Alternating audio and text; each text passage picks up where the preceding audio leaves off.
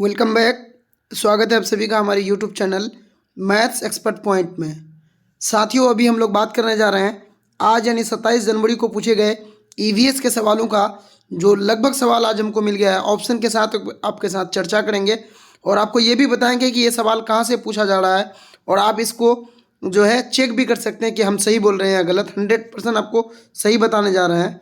तो चलिए हम शुरू करते हैं। उससे पहले अगर आपका एग्ज़ाम 11 जनवरी, 18 जनवरी और 24 जनवरी को था तो आप एक बार अपना एडमिट कार्ड चेक कर लें। हो सकता है कि आपका भी एग्ज़ाम दोबारा हो, क्योंकि इन कई सेंटरों का एग्ज़ाम 11 जनवरी, 18 जनवरी और 24 जनवरी का दोबारा लिया जाएगा। उन्हें कैंसिल कर दिया गया है जहां टेक्निकल इशू आ रही थी। तो चलिए हम बात करेंगे।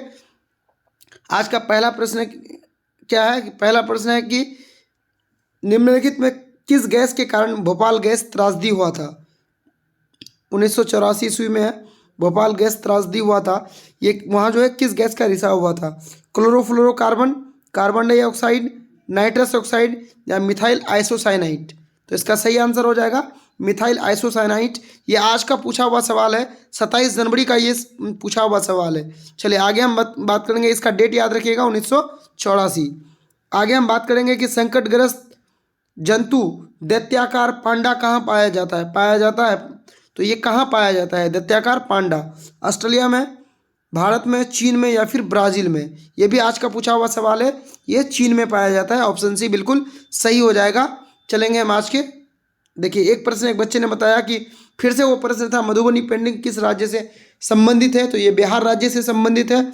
ये कई बार, अब तक 4 से 5 बार, इस बार खाली रिपीट हो गया। इससे पहले भी ये कई दफ़ा पूछा जा चुका है।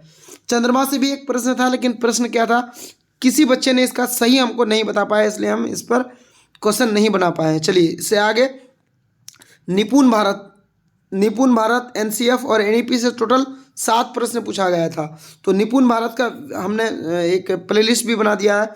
यहाँ से हमने 60 एमसीक्यू पढ़ा दिया है। आप एक बार प्लीज़ उस वीडियो को देख लें, क्योंकि वहाँ से अगर आपने जो है निपुण पढ़ लिया तो हम आपको गारंटी दे रहे हैं 100%, ना आपका निपुण से क्वेश्चन छूटेगा, ना एनसीएफ से, ना एनईपी से। चलिए आगे हम बात करेंगे। एक सवाल था कि उल्कापिंड वायुमंडल के किस परत में आने पर जल जाते हैं? उल्कापिंड जो है वो किस परत में आने पर जल जाते हैं? तो मध्यमंडल। इसका क्या नाम है? मध्यमंडल। ये वायुमंडल की तीसरी परत है, इसे भी याद रखिएगा। ये वायुमंडल की कितनी परत है? तीसरी परत है, जो समताप सीमा के ऊपर स्थित है। इसकी ऊंचाई लगभग 80 किलोमीटर तक है। अंतरिक्ष से आने वाले उल्कापिंड इसी परत में जल जाते हैं। ये कितना है? पृथ्वी से लगभग कितना ऊंचाई है? 80 किलोमीटर की ऊंचाई पर है मध्यमंडल। यहाँ जो है उल्कापिंड अंतरिक्ष से आने पर जल जाते हैं। चलिए, एक प्रश्न था कि पेट्रोलियम का सबसे बड़ा उत्पादक राज्य कौन है?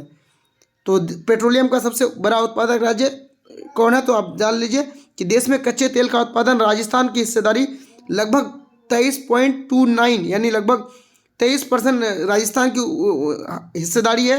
यानी सबसे ज़्यादा राजस्थान है। इसके बाद गुजरात 12.5% और फिर 12% किसका है? असम का है। तो आप 1, 2, 3 तीनों को याद रखिए। राजस्थान 1 नंबर पर है, दूसरे नंबर पर गुजरात और तीसरे में असम है। चलिए इसके बाद पोचमपाली। ये प्रश्न अब तक फिर से 3-4 बार ये रिपीट हो चुका है कि पोचमपाली किस राज्य में, पोचमपाली साड़ी किस राज्य में बनाई जाती है? तो ये तेलंगाना में बनाई जाती है। पहले कहाँ था पोचमपाली? तो ये पोचमपाली पहले आंध्र प्रदेश में था, जब तेलंगाना आंध्र प्रदेश का हिस्सा हुआ करता था।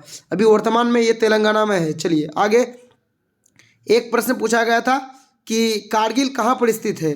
बहुत ही ईजी सवाल था कि कारगिल कहाँ पर स्थित है? तो ये लद्दाख में स्थित है। चलिए इसके बाद एक सवाल था कि मधुमक्खी पालने का उचित समय। ये भी कई बार रिपीट हो चुका है। अक्टूबर से दिसंबर मधुमक्खी पालने का जो है उचित समय है। मधुमक्खी के बारे में आप हमारे चैनल में वीडियो है एनसीईआरटी का, वहाँ से पढ़ सकते हैं, या आपको पहले से भी पता होगी। ध्वनि प्रदूषण की मात्रक पूछा था। तो ध्वनि प्रदूषण को किससे मापा जाता है? तो हमने इसको कई बार इस क्वेश्चन को कराया है, आज ये क्वेश्चन पूछ लिया गया। डेसिबल से मापा जाता है। उसके बाद एक प्रश्न था, ये भी रिपीटेड क्वेश्चन है कि अंतर्राष्ट्रीय ओजोन दिवस कब मनाया जाता है? तो अंतर्राष्ट्रीय ओजोन दिवस 16 सितंबर को मनाया जाता है। चलिए इसके बाद, ये सारे प्रश्न जो है कहाँ से पूछा जा रहा है? तो एस्टेट और यूपी टेट से, यानी जो हिमाचल प्रदेश का टेट है और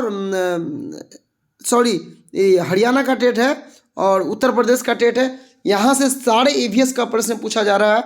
तो आप एक बार एस्टेट यानी हिमाचल प्रदेश का टेट और यूपी टेट का जो ईवीएस है, आपका एग्जाम आ गया है तो बिल्कुल एक बार आप देख लें, क्योंकि आपको बहुत फ़ायदा होने वाली है।